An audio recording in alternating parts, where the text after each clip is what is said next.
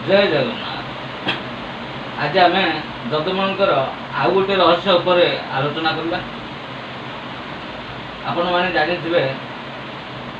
नयागढ़ राजा विनायक सिंह मांधाता राज दरबार में जदुमणि राजकवि बा पंडित भाव निजुक्ति पाई।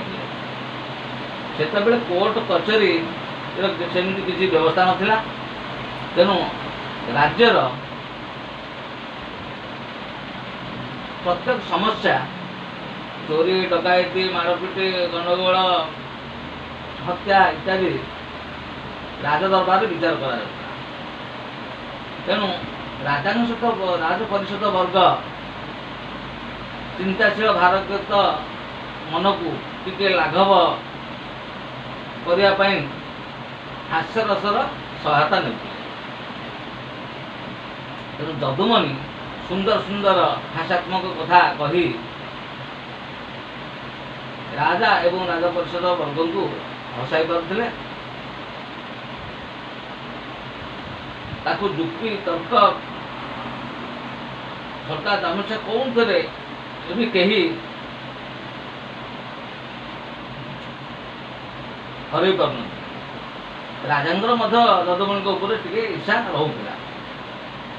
राजा थरे चिंता कले।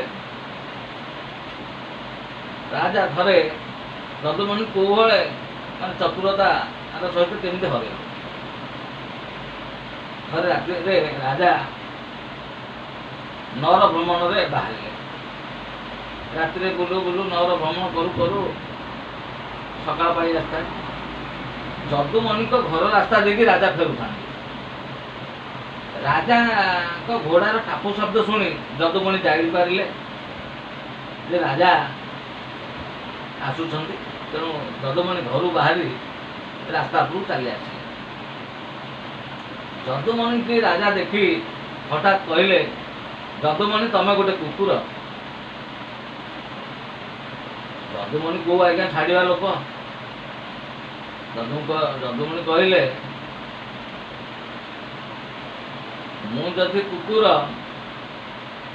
मणिमा आपण तुलसी गछ। जदुमणिकर ए उत्तर शुणी राजा कहे, शाबाश जदुमणि शाबाश कही घोड़ा चढ़ी राजनगर को चलीगले। से दिन जदुमणि राज दरबार को पहुँचवार टे विलम्ब होता है। अन्य राज परिषद वर्ग निज अन्य आसन में बसी था। जदुमणि निज आसन में मुँह तलू कर बसी रही। राजांकर नजर जदुमणि पड़ा। जदुमणि कहले,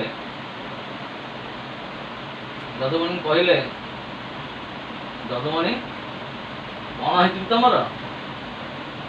जदुमणि कहले, कहीं किसी ना तो खाली टे मन भल ना। राजा कहले, मु जाने तुम मन निश्चय दुख अच्छी। कारण सकाले मु तुमको कुकुर कही अपमान करिछि। तुमे किसी दुख न करी मते तुलसी गछ कही मोर सम्मान बढ़ाई।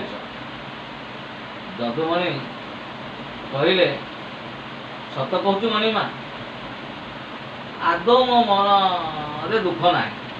बरं मते कुकुर कही छामु निजकू तुलसी गछ बोली गर्व अनुभव करुथिबारु मु भारी खुशी।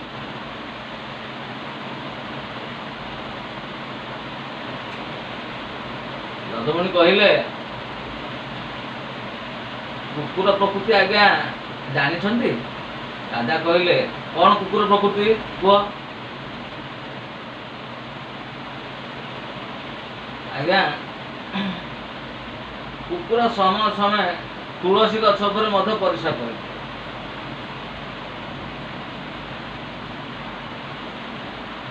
कुकुर समय समय तुलसी गछ पर मध्य परिश्रा करते। मु से चिंतार पड़ जाइछि। छामु जदि तुलसी गछ हेले ମୁଁ କୁକୁର ହେବି କିପରି? ମୁଁ ତ ଛାମୁଙ୍କ ଉପରେ ପରିସ୍ରା କରିପାରିବି? ଯଦୁମଣିଙ୍କର ଏଭଳି ଉତ୍ତର ଶୁଣି ରାଜ ପରିଷଦ ବର୍ଗ ଓ ଉପସ୍ଥିତ ସମସ୍ତ ଲୋକ ଠୋ ଠୋ ହୋଇ ହସିବାକୁ ଲାଗିଲେ। ରାଜାଙ୍କର ଅବଶ୍ୟ ମନ ଟିକେ ଫିକା ପଡ଼ିଗଲା, କିନ୍ତୁ ଯଦୁମଣିଙ୍କ ଉପରେ ତାଙ୍କର ସ୍ନେହ ଶ୍ରଦ୍ଧା ଥିଲା। ଯଦୁମଣିଙ୍କର ଏଭଳି ନିର୍ଭୀକ ଉତ୍ତର ଶୁଣି ସେ ଯଦୁମଣିକୁ ଉପହାର ଦେଇ ସମ୍ମାନିତ କଲେ। ତେଣୁ ଯଦୁମଣି ଏଭଳି ଏକ କବି ଥିଲେ ଯିଏକି ଆଶୁ କବି, ତୁରନ୍ତ ଉତ୍ତର ଦେଇପାରୁଥିଲେ, ତୁରନ୍ତ ଅନର୍ଗଳ କବିତା କହିପାରୁଥିଲେ। ତେଣୁ ସେ ଭାବୁନଥିଲେ, ଯାହା କିଛି ତାଙ୍କ ପାଟିରୁ ବାହାରେ ସିଏ ହେଇଯାଉଥିଲା କବିତା। ସେ ଏଭଳି ଏକ ମାନେ ଜଣେ ଆଶୁ କବି ଥିଲେ। ତେଣୁ ଏଇଭଳି ଆହୁରି ଅନେକ ଯଦୁମଣିଙ୍କର ହସ କଥା ରହିଛି। ପୁଣି ଆଗକୁ ସମୟ ହେଲେ କହିବି। ଜୟ ଜଗନ୍ନାଥ, ଜୟ ଜଗନ୍ନାଥ, ରହିଲି।